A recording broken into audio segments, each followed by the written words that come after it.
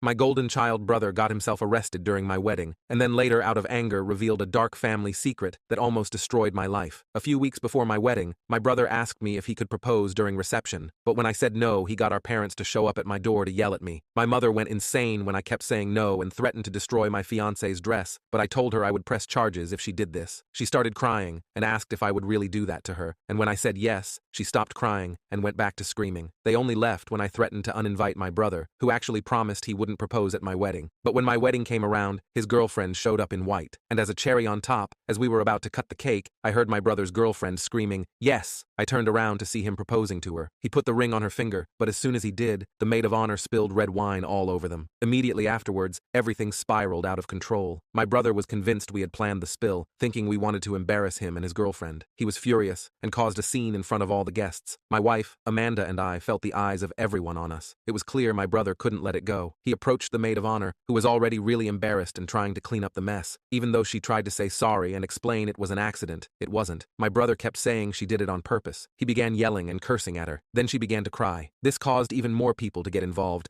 trying to calm things down. I jumped in trying to cool things off, but it just made him louder and more upset. Out of nowhere, he stepped right up to me and shoved me. I was totally caught off guard and stumbled back. I pushed back, and things got out of hand fast. We ended up scuffling, grabbing at each other's shirts, and before we knew it, we were swinging at each other. Then Amanda decided to call the police. When the police showed up, they talked to a bunch of people to figure out what happened. It was really embarrassing to explain the whole fight, especially in front of all our friends and family who were there to celebrate with us. In the end, the police decided it was best for my brother and his girlfriend to leave the party. As they were being led away, my brother kept yelling about how that war of a bridesmaid ruined their day. Even though it was a relief to see him go, I also felt sad because he's still my brother. After they left, the whole mood at the wedding was pretty down. A lot of guests started to leave too, saying sorry as they went. The morning after the wedding, my phone buzzing non-stop woke me up. It was my parents calling from their vacation in Italy. They had missed the wedding for their holiday, but my brother had already called them and told them his side of the story about what happened. From what they were saying, it was obvious my parents were on my brother's side. He's always gotten his way since he was the younger brother and baby of the family. They seemed disappointed in me and expected me to fix things. The whole conversation felt pretty one-sided, mainly because they had only heard my brother's version of the story. This kind of thing isn't new. In our family, it's always been like his word gets more weight than mine. Not only that, my parents told me I had to bail out my brother, who had ended up spending the night in jail because once he was outside, he started arguing with the officers and acted like an eye hole to them. They also said I needed to replace his girlfriend's dress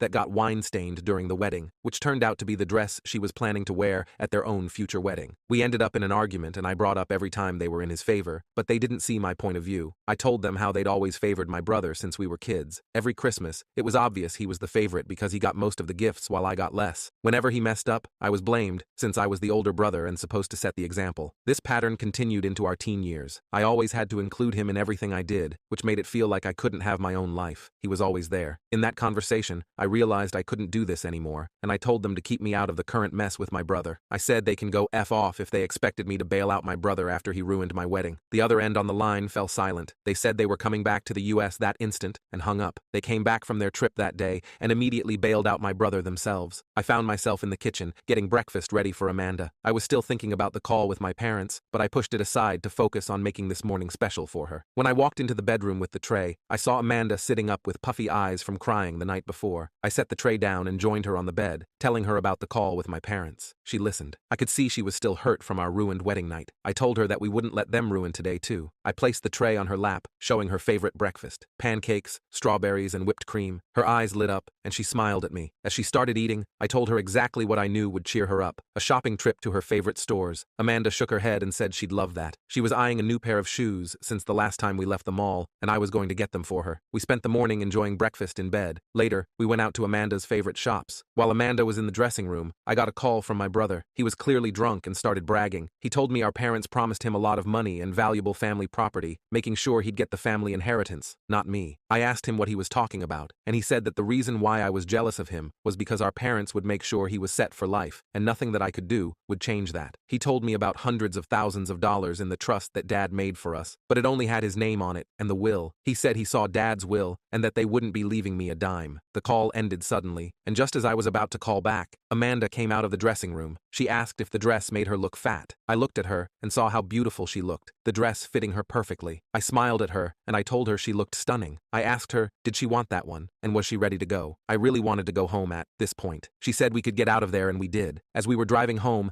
Amanda seemed happier, and this made me content. When we pulled into the driveway, my heart sank. My brother, his fiancée, and our parents were all there. The tension was heavy as Amanda and I stepped out of the car. Immediately, they started demanding. My parents insisted again that we buy a new dress for my brother's fiancée and compensate her for the emotional damage from the wedding incident. I said, if anything, they need to pay us for emotional damage. Amanda explained to my parents that my brother's fiancée wore white at our wedding, and my brother made things worse by proposing to her, but they didn't seem to care. My brother's fiancée took this personally and began insulting Amanda. She called her a pass-around and said she was jealous because she looked better in her dress at her wedding. She then accused Amanda of getting someone to spill the wine on her because of her jealousy. Amanda admitted that she had orchestrated the wine spill. That admission was like pouring gasoline on a fire. My brother's fiancée screamed and lunged at her. The driveway turned chaotic as she tried to attack my wife. Instinctively, I stepped between them, pushing her back to protect her. Things quickly turned into another fight, with my brother jumping in, swinging his fists. My dad threatened to call the police on us again, but that didn't stop us. Eventually, the police arrived and arrested me and my brother. They placed us both in the back of a cop car and took us to the police station. On the ride there, my brother laughed to himself. I asked him what was funny since we were going to jail. He asked, did I want to know the real reason why mom and dad didn't like me? I didn't know what to say after that, so I remained silent. He went on to say, I wasn't their real child. My father had an affair, and I was the result. My real mom didn't want me, so my parents were stuck having to raise me. He called me a mistake and said that's why I would never get any inheritance. I said he was drunk and that he was just saying this. He asked me why I think I had dark eyes when everyone in our family had blue or green eyes. I still didn't pay any attention to him. He said that grandma tried to convince mom and dad to put me in the system. She said someone would take me, but it was too late. I asked him how long did he know, and he said he's always known. They told him at a very young age. I didn't know if this was just another one of his ploys to hurt me, or if this was true. Whichever was the case, this news hit me hard. The cold treatment, the favoritism, the lack of inheritance, it all made sense now. They had never truly seen me as their own child. As soon as we arrived at the police station, Amanda was there. She bailed me out and she signed some paperwork. My brother was still in his cell as I was leaving. He was screaming, telling Amanda to get him out of there. She said to ask that fiancé of his, and we left. The ride home was quiet, with only the car engine's hum filling the silence. Finally, I told Amanda what my brother had drunkenly confessed, that I was the result of an affair and raised by parents who never really considered me their own. I could see she was trying to process everything I had shared. I told her I was unsure about confronting my parents. How could I ask them, knowing they had kept such a deep secret? What would it change? These questions made me feel even more lost. Amanda reached over and held my hand. She told me she would support whatever choice I thought was right. As we pulled into our driveway, I felt a weight on my shoulders, but I knew whatever happened I had Amanda standing with me, and knowing that I felt more hopeful for our future. Update 1. 3 years later, life has taken a brighter turn. One autumn morning, Amanda came to me with a glowing smile, holding up a positive pregnancy test. I hugged her and kissed her. I was so excited to be a father. As Amanda's pregnancy progressed, we decided to renew our vows and make new, happy wedding memories. We planned a simple, intimate ceremony with close friends. The day of our vow renewal was perfect. The sun shone brightly over the beautiful garden where we stood. Amanda, radiant with her baby bump, walked down the aisle in a flowing dress. Her beauty took my breath away. A few months after our vow renewal, I felt my world turn upside down again. My parents died unexpectedly in a car accident. Even though we had a strained relationship, I felt a deep sadness and a sense of obligation to attend their funeral. Amanda joined me in support. At the funeral, the air felt heavy. Friends and extended family gathered to pay their respects. My brother, however, stood apart from the people mourning. He looked almost satisfied that our parents were gone. He avoided looking in my direction, his demeanor unsettlingly detached. As the service proceeded, I couldn't shake the unease. My brother's behavior seemed out of place. I couldn't fathom his emotions, whether he was relieved, indifferent, or hiding something deeper, but his presence felt like a dark cloud over an already grim day. As the service ended, I watched my brother, still keeping his distance, a faint, almost smug smile playing on his lips. After the funeral, life seemed to settle into an uneasy calm. My brother and his fiancée continued to live in their lavish mansions, seemingly untouched by the aftermath of our parents' passing. News occasionally trickled through the family grapevine about their extravagant lifestyle, but it wasn't until later that I heard troubling rumors. Word spread that they had burned through their inheritance quicker than expected. Their once larger-than-life habits were now crumbling under the weight of poor financial decisions. It came as a surprise to no one when whispers began circulating